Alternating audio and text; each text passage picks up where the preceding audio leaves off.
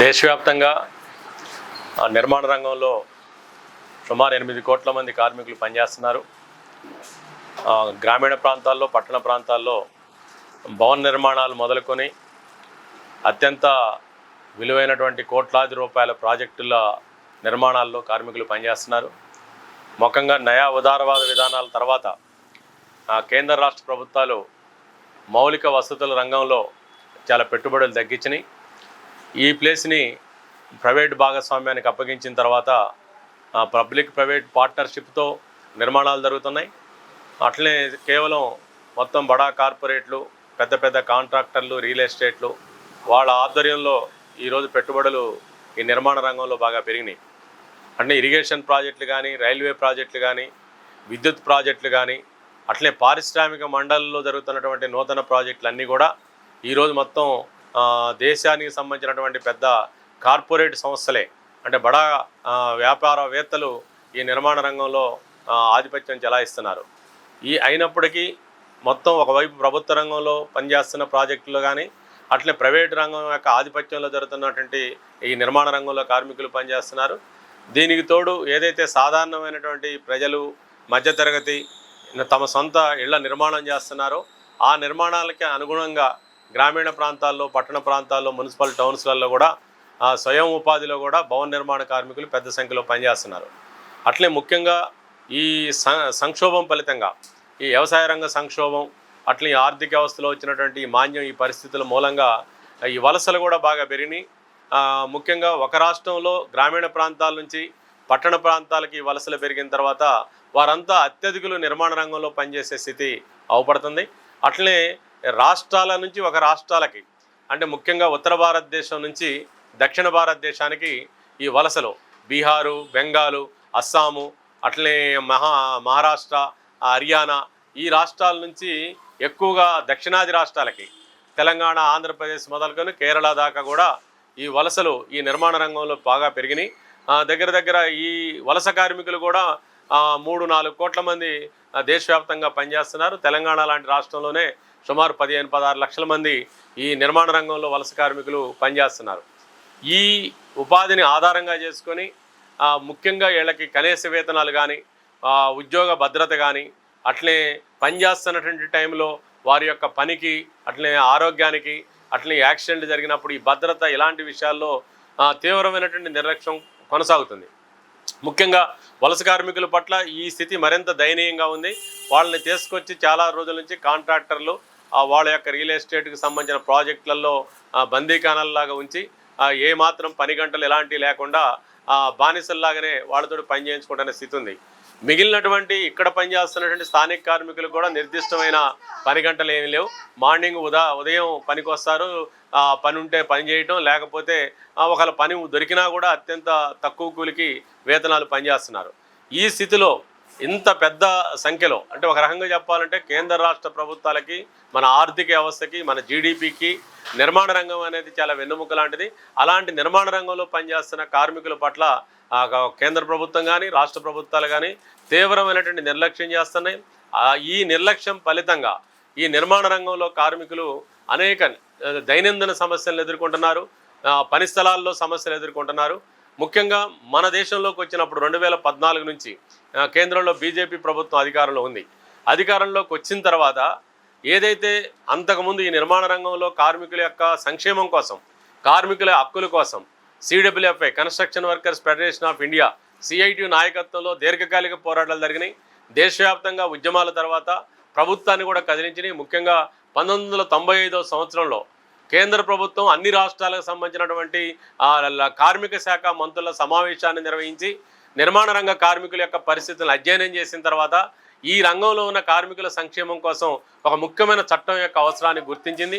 అప్పుడు 96వ సంవత్సరంలో ఈ భవన నిర్మాణ కార్మికులు, మరి ఇతర నిర్మాణ రంగంలో పనిచేస్తున్న కార్మికుల యొక్క సంక్షేమం కోసం 96 చట్టం వచ్చింది. అట్లే వలస కార్మికుల కోసం ఇంటర్ స్టేట్ మైగ్రెంట్ యాక్ట్ 1979లో ఈ చట్టం వచ్చింది. అట్లే ఈ వెల్ఫేర్ యాక్ట్ ప్రకారం దీన్ని అమల్లోకి తీసుకురావాలనుకున్నప్పుడు దీనికి కావాల్సినటువంటి నిధులు చాలా కీలకమైనవి. అందుకని నిధుల కోసం ప్రత్యేకంగా సెస్ యాక్ట్ అనే పేరుతో 98లో వచ్చినాయి. దీనికి అనుగుణంగా మొత్తం 96వ సంవత్సరం నుంచి ఇప్పటి వరకు చూసుకుంటే ముఖ్యంగా కేంద్ర ప్రభుత్వం కేంద్ర స్థాయిలో ఈ కన్స్ట్రక్షన్ వర్కర్స్ కోసం సెంట్రల్ అడ్వైజరీ బోర్డు అనేటువంటిది ఒకటి పనిచేస్తుంది. అట్లే రాష్ట్రాలన్నింటిలో కూడా, అట్లే యూనియన్ టెరిటరీస్ అన్నింటిలో కూడా రాష్ట్ర స్థాయిలో త్రైపాక్షికమైనటువంటి వెల్ఫేర్ బోర్డులు ఏర్పాటు కావాలి. దానికి సంబంధించిన రూల్స్లో ఇవన్నీ ఉన్నాయి.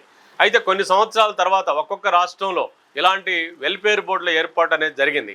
కానీ మళ్ళీ ఈ వెల్ఫేర్ బోర్డులు వచ్చిన తర్వాత అందులో కార్మికులను రిజిస్ట్రేషన్ చేసుకోవడం మొదలుపెట్టి వాళ్ళ పని పరిస్థితుల నుంచి అందులో మగవారు ఎంతమంది, ఆడవారు ఎంతమంది, వీటన్నిటిని కూడా మొత్తం రికార్డు చేయడం అనేది కార్మిక శాఖ యొక్క బాధ్యత.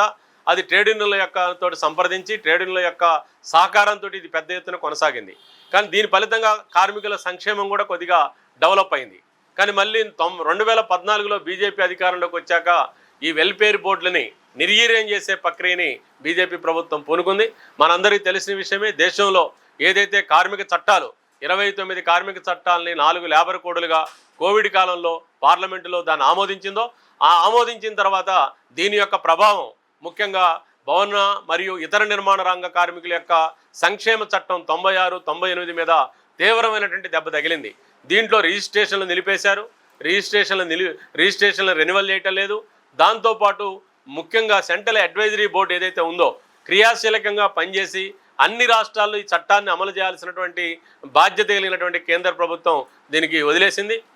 దీని ఫలితంగా రాష్ట్రాలలో ఇవాళ రాష్ట్ర ప్రభుత్వాల యొక్క పెత్తనం పెరిగిపోయింది వెల్ఫేర్ బోర్డుల మీద.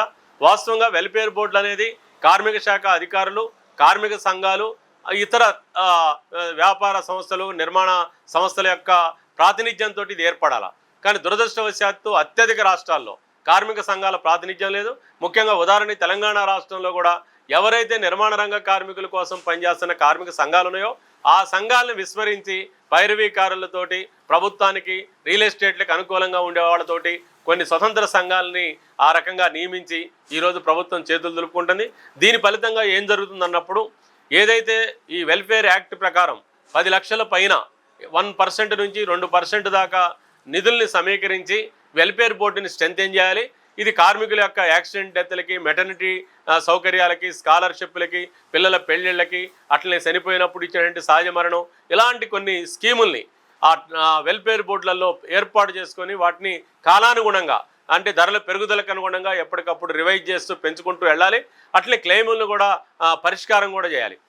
ఇది రాష్ట్ర స్థాయిలో వెల్ఫేర్ బోర్డు, జిల్లా స్థాయిలో వెల్ఫేర్ బోర్డులు కూడా బ్రాంచులు ఉంటాయి. ఈ పద్ధతి అంతా కూడా మాయమైపోయింది. ఇవాళ రాష్ట్ర ప్రభుత్వాలు ఈ డబ్బులన్నింటినీ కూడా చాలా దుర్వినియోగం చేసినాయి.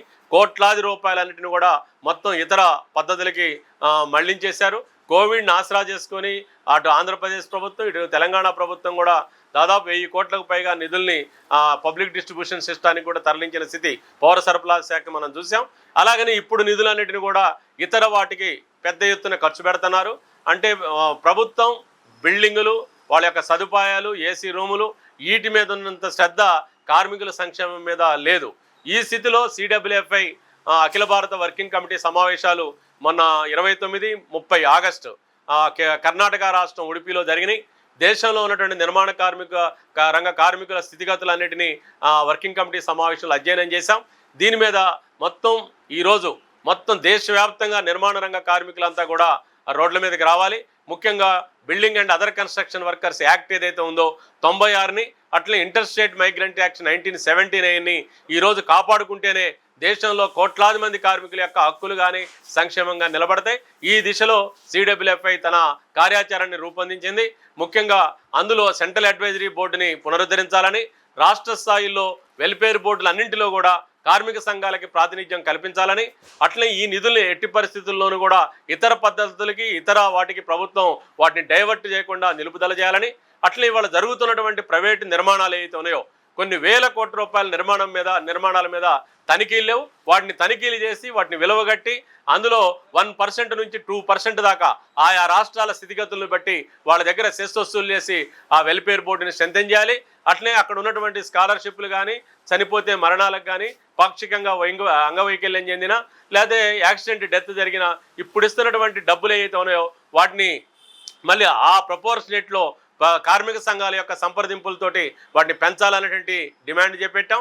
అట్లే 40% శ్రామిక మహిళలు ఉన్నారు మొత్తం నిర్మాణ రంగంలో. శ్రామిక మహిళలకి వాళ్ళు పిల్లలకి క్రచ్ సౌకర్యం కానీ అట్లే టాయిలెట్స్ ఇలాంటి సౌకర్యాలు కల్పించాలి. అట్లే ఇలాంటి మగవారు ఆడవారు పనిచేస్తున్న దగ్గర లైంగిక వేధింపులు కూడా కొనసాగుతున్నాయి. అందువల్ల ఏదైతే చట్టం చెబుతుందో సుప్రీంకోర్టు ఇచ్చినటువంటి డైరెక్షన్ ప్రకారం ఇంటర్ కంప్లైంట్స్ కమిటీలు అంతర్గతంగా కంప్లైంట్ కమిటీలు కూడా అన్ని చోట్ల ఏర్పాటు చేయాలి. అట్లే షెడ్లు ఇతరత్ర వర్షాకాలం ఎండాకాలం కార్మికుల యొక్క భోజనాలు ఇలాంటి వాటికి కూడా వసతి సౌకర్యాలు కూడా మెరుగుపరచాలి. దీని మీద ఈ నెల 23వ తేదీన సెప్టెంబర్ 23వ తేదీన దేశవ్యాప్తంగా భవన నిర్మాణ కార్మికులందరూ కూడా ఆయా రాష్ట్రాలలో జిల్లాలలో పెద్ద ఎత్తున రోడ్ల మీదకి వచ్చి కేంద్ర రాష్ట్ర ప్రభుత్వాల యొక్క నిర్మాణ రంగ కార్మికుల వ్యతిరేకంగా చేస్తున్న విధానాల మీద పెద్ద ఎత్తున కదలాలి, చైతన్యాన్ని కలిగించాలని నిర్ణయం తీసుకున్నాం. ముఖ్యంగా తెలంగాణలో మరో దుర్మార్గం కూడా జరుగుతుంది. వెల్ఫేర్ బోర్డు పేరుతోటి, వెల్ఫేర్ బోర్డు యొక్క నిర్ణయం అనే పేరుతోటి పోయిన ఆగస్టు నెలలో 21వ తారీఖు ఈ సంక్షేమానికి ఇచ్చేటువంటి ఏదైతే చనిపోయినప్పుడు ఇచ్చేటువంటి క్లెయిమ్ కానీ అట్లే న్యాచురల్ డెత్కి ఇచ్చేటువంటి క్లెయిమ్ కానీ అట్లే వైకల్యం చెందిన పూర్తి వైకల్యం పాక్షిక వైకల్యం చెందిన కార్మికులకు వచ్చే సంక్షేమాన్ని కానీ ఇప్పటివరకు ఈ వెల్ఫేర్ బోర్డు బాధ్యతతోటి ఇస్తున్నారు. కానీ ఇప్పుడు వెల్ఫేర్ బోర్డు తన బాధ్యతను వదులుకొని ప్రభుత్వం తన బాధ్యతను వదులుకొని వీటిని IRDA కింద పనిచేస్తున్నటువంటి ఇన్సూరెన్స్ సంస్థలకి కట్టబెట్టాలని ప్రయత్నం చేస్తుంది. ఇప్పటికే ఈ తెలంగాణ నిర్మాణ రంగ వెల్ఫేర్ బోర్డు ఆ రకమైనటువంటి సర్క్యులర్ జారీ చేసింది. దీన్ని తెలంగాణ CITU CWFI కూడా తీవ్రంగా ఖండిస్తుంది. దీనివల్ల ఏం జరగబోతుందంటే మన వెల్ఫేర్ బోర్డులో ఉన్నటువంటి 100 కోట్ల రూపాయలన్నీ కూడా రేపు కార్మికుల పేరుతోటి ప్రీమియం కట్టి రేపు కార్మికులకు ఇవ్వాల్సిన డబ్బులన్నీ కూడా ప్రభుత్వ బాధ్యత లేకుండా ప్రైవేట్ ఇన్సూరెన్స్ కంపెనీలకి వాళ్ళ ఇష్టారాజ్యానికి వదిలేసే ఒక దుర్మార్గమైన కుట్రిది. ఇది ప్రైవేట్ ఇన్సూరెన్స్ కంపెనీల నుంచి అధికారులు ప్రభుత్వం వీళ్ళందరూ కూడా కమిషన్లకు కక్కుర్తుబడి ఇలాంటి దుర్మార్గమైన చర్యను కూడా చేపట్టారు. అందువల్ల ఇవాళ తెలంగాణ రాష్ట్ర CWFI సమావేశం కూడా జరుగుతుంది. దీని మీద కార్యాచరణ చేపడతాం. అన్ని కార్మిక సంఘాలను కూడా దీన్ని సంప్రదిస్తాం. ఒక ఐక్య పోరాటాన్ని నడిపి రాబోయేటువంటి కాలంలో ఈ వేల మంది పనిచేస్తున్నటువంటి ఈ నిర్మాణ రంగ కార్మికుల యొక్క హక్కుల కోసం సంక్షేమం కోసం CWFI తీవ్రమైనటువంటి కృషి చేయాలని నిర్ణయించింది. ఈ కృషికి రాష్ట్రంలో ఉన్నటువంటి నిర్మాణ రంగ కార్మికులందరూ కూడా మీరు ఉద్యమాల్లోకి రావాలి. మీరు చైతన్యంతో ఆ రకంగా ప్రభుత్వాలని అధికారులని నిలదించేటువంటి స్థితికి వచ్చినప్పుడే మన హక్కులు నిలబడతాయి, మన చట్టాలను కాపాడుకోగలుగుతాం.